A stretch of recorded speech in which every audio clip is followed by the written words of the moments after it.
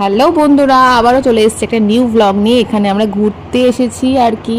এটা কল্যাণীর, জায়গাটার নাম হচ্ছে কল্যাণীর বারবিকিউ নেশনে এসেছিলাম। তো এখানে হচ্ছে আমি প্রথম এসেছি, আর নতুনই খুলেছে এটা। এখানে হচ্ছে আনলিমিটেড বাফেট, নানা ধরনের খাবার ছিল, ভেজ ননভেজ নানা ধরনের স্টার্টার, ফুচকা থেকে পাপড়ি চাট থেকে শুরু করে নানা ধরনের খাবার ছিল।